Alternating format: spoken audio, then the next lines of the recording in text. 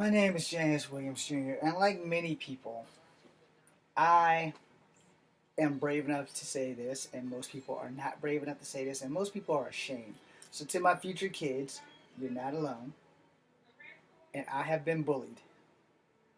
I've been bullied from the first grade all the way to the 11th grade, and even the 12th grade.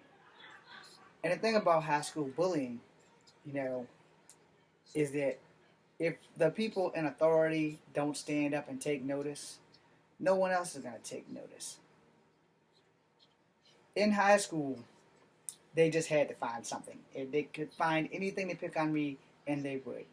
In middle school and grade school, most of the time, it was always racially motivated. And I mean literally, it was racially motivated. Rather, it was because of seeing how light skinned my mom is, because my mom's so light she can pass for white.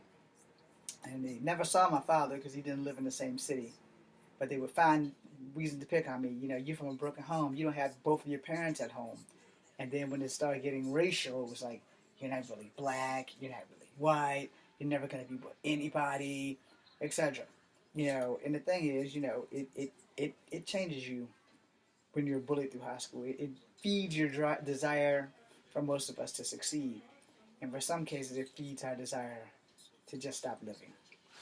If you watch my other video about what one man's life is worth, this is how it begins. It begins with one bad thing. And all it really takes is for one person to say one bad thing about you, and your life can go from all the way up here to down here in like a split second. And most people don't really care what they say to you, and they don't think about how you feel, and they just find ways to insult you. So I'm gonna give you three examples and stories for each school system. I'm not gonna get you one for each grade because I'll be here all day, and I'm sure you guys don't want to watch me in my misery. So in the second grade, I had to start wearing glasses. So I was Four Eyes, or Professor Four Eyes. Anything and everything they could find something negative to say about my glasses, they found it. When contact lenses came along, I was so scared of the stories that I was told about them that I refused to wear them. So yes, I still wear glasses. I only need them to read, but I still wear glasses.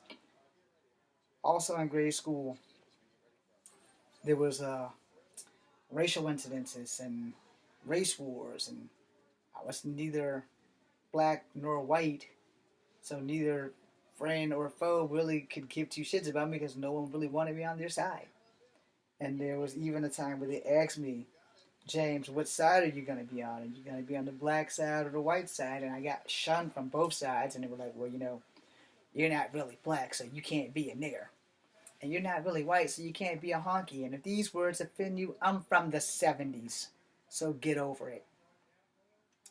But those things also affected me on a cellular level because I didn't really know nothing about racism. Our family's not racist because we're the three primary bloodlines of America. We're Native American, we're black, and we're white. But I got picked on a lot.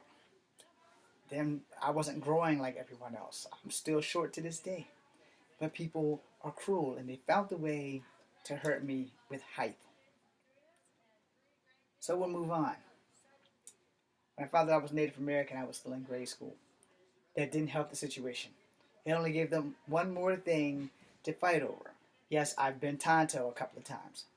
Not by Halloween choice, just because somebody decided that they wanted to keep calling me Tonto or anything in the Native American realm.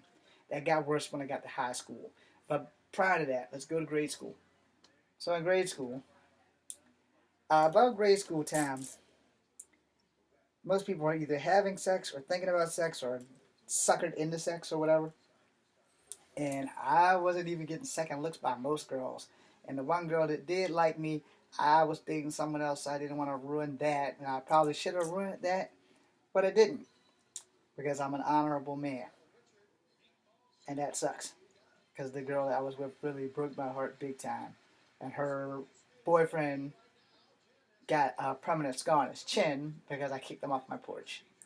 That's another story that we won't go into. But like I said, people found ways to pick on me. And my parents don't promote violence, and me doing martial arts and street fighting probably doesn't help. And the thing with that is that, how can you avoid high school or school bullying? You can't when you're the smallest guy in the room, because when you're the smallest guy in the room, you have the biggest bullseye on your back. So I'm going to make a second video. Middle school. This bullying in school won't be stopped if teachers are too afraid to take affirmative action. In grade school, no one took affirmative action except for the principal when the racial incident of me punching a girl in the mouth for calling me a nigger. I still haven't forgiven myself for that, and probably you guys probably won't think that I was in the wrong. But as a martial artist, I was in the wrong. I knew how to fight. I didn't know she knew how to fight, and my reflexes kicked in before I could control myself. So I was in the wrong. Be seeing ya.